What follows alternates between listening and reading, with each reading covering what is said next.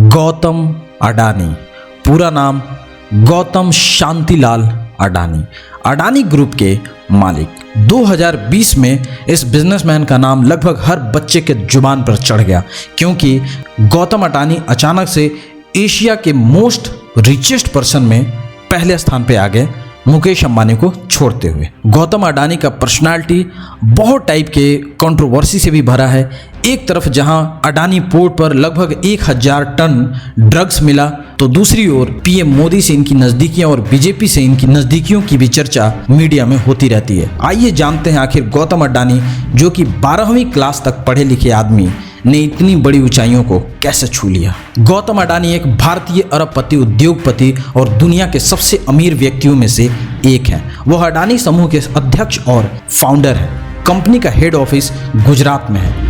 अडानी समूह एक भारतीय मल्टीनेशनल कंपनी है और अडानी की पत्नी प्रीति अडानी अडानी फाउंडेशन का नेतृत्व करती हैं। यह फर्स्ट जनरेशन एंटरप्रेन्योर है और देश के निर्माण में अपने दृष्टिकोण के माध्यम से विकास को बढ़ावा देने के लिए जाने जाते हैं। इनका जन्म 1962 को अहमदाबाद, गुजरात में एक मध्यवर्गीय जैन परिवार में हुआ था। उनके पिता का नाम शांतिलाल और माता का नाम शांति अडानी था। उनके 7 भाई बहन हैं और सबसे बड़े मनसुख भाई अडानी हैं। परिवार आजीविका की तलाश में उत्तरी गुजरात के थरद शहर से पलायन कर गया। उनके पिता एक छोटे कपड़ा व्यापारी थे। उन्होंने अपनी स्कूली शिक्षा अहमदाबाद के शेठ सीएन विद्यालय से की। गुजरात विश्वविद्यालय में उन्होंने कॉमर्स में ग्रेजुएशन की डिग्री लेने के लिए एडमिशन तो लिया, लेकिन कभी भी पास नहीं हो पाए, क्योंकि सेकेंड ईयर में ही इन्होंने अपनी पढ़ाई को छोड़ दिया। सो टेक्निकली ये 12th पास हैं। गौतम अडानी के बिजनेस की कहानी। गौतम अडानी हमेशा व्यवसाय के प्रति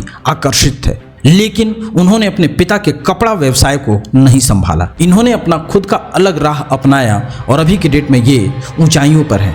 आइए जानते हैं इनके बिजनेस के बारे में। डायमंड ब्रोकरेज फर्म से शुरुआत। जब वह किशोर थे, यानी कि टीनेजर थे, तो 1978 में वो मुंबई चले गए और महेंद्र ब्रदर्स के लिए हीरा सॉर्टर के रूप में काम करना शुरू कर दिया।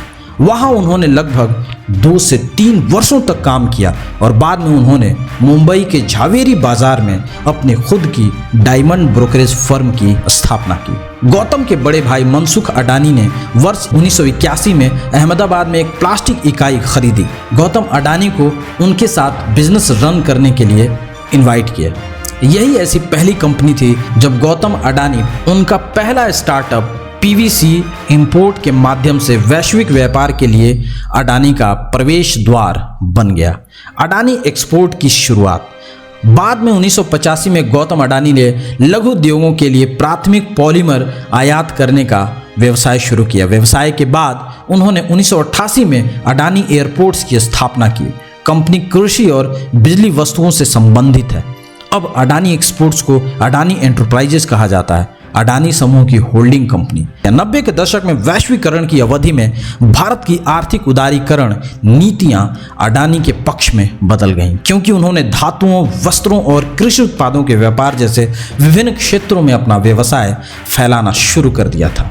अडानी को 1994 में मुंद्रा पोर्ट के प्रबंधकीय आउटसोर्सिंग का सरकारी अनुबंध भी मिला था। बाद में 95 में अडानी ने अपने व्यवसाय का विस्तार करना जारी रखा और पहली जेट्टी स्थापित की। शुरुआत में यह मुंद्रा पोर्ट और विशेष आर्थिक क्षेत्र द्वारा संचालित किया गया था, लेकिन बाद में इसके सभी कार्यों को अनुबंध के बाद अडानी पोर्ट्स एंड SEZ में स्थानांतरित कर दिया गया। फिलहाल अडानी की कंपनी सबसे बड़ी प्राइवेट मल्टी पोर्ट ऑपरेटर है। साथ ही मुंद्रा पोर्ट भारत में निजी क्षेत्र का सबसे बड़ा बंदरगाह है। इसमें प्रति वर्ष लगभग 210 मिलियन टन कार्गो को संभालने की क्षमता है। अडानी ने बिजली क्षेत्र में भी अपना कारोबार बढ़ाया और 1996 में उन्होंने अडानी पावर के साथ अडानी समूह का विस्तार किया। अडानी पावर के पास 4620 मेगावाट के क्षमता वाले थर्मल पावर प्लांट हैं और यह भारत का सबसे बड़ा निजी थर्मल पावर प्लांट है। अडानी ने 2006 में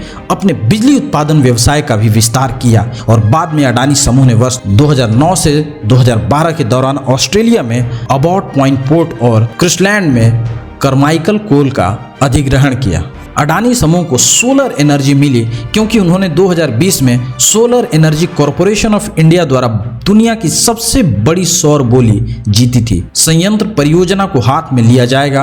अडानी सोलर 2000 मेगावाट अतिरिक्त सोलर सेल और मॉड्यूल निर्माण क्षमता स्थापित करेगी। गौतम अडानी सामाजिक कार्यों से भी जुड़े रहे हैं। अडानी फाउंडेशन के अध्यक्ष गौतम अडानी हैं। फाउंडेशन न केवल गुजरात में संचालित होता है बल्कि महाराष्ट्र, राजस्थान, हिमाचल प्रदेश, मध्य प्रदेश, छत्तीसगढ़ और उड़ीसा जैसे राज्यों में भी संचालित होता है। इन्होंने कोविड-19 के दौर में लगभग 100 करोड़ रुपए से भी ज्यादा का योगदान दिया था। साथ ही गुजरात सीएम रिलीफ फंड में लगभग 5 करोड़ से ज्यादा का इन्होंने दिया था।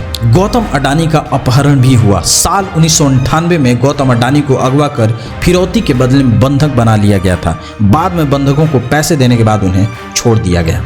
गौतम अडानी से जुड़े कुछ विवाद। गौतम अडानी पर 2014 के लोकसभा चुनाव के समय नरेंद्र मोदी का समर्थन करने का आरोप लगा था। उन पर पूरे भारत में रैलियों के लिए यात्रा करने के लिए अडानी समूह के चार्टर्ड विमान प्रदान करके मोदी को विशेष लाभ देने का आरोप लगाया गया था। 1999 में अंडरवर्ल्ड डॉन अनीस इब्राहिम द्वारा उसका अपहरण रातों रात सुर्खियों में आ गया था। उन्हें 3 करोड़ की फिरौती के लिए छोड़ा गया था। हालांकि अपहरण के कारणों और अन्य जानकारी की कोई पुष्टि नहीं हो सकी। 2002 में दिल्ली पुलिस ने उन्हें एक कॉम्पिटिटर द्वारा जाली मामले में धोखाधड़ी के आरोप में हिरासत में लिया। 1990 के दशक के उत्तरार्ध में चालान प्रक्रिया और मनी लॉन्ड्रिंग के आरोप में भी उन पर जांच चल रही थी। उन पर बदमाश व्यापारी केतन पारेख के साथ संभावित मिली भगत का भी आरोप था।